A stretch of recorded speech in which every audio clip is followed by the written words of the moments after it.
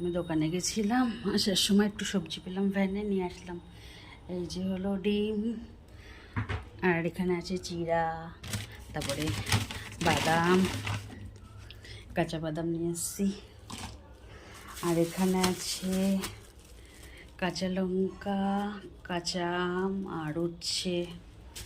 তারপরে আমি এখানেও কাঁচা আম আলাদা এনেছি।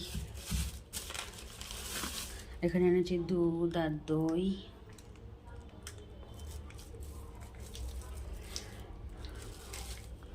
এখানে কলমি শাক আছে, লাউ আছে, কুমড়ো আছে, আলু আছে। তারপরে এই যে হলো পেঁয়াজ 2 কেজি,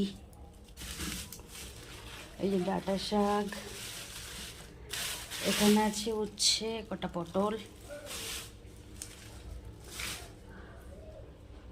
এখানে টমেটো আছে। টাটা।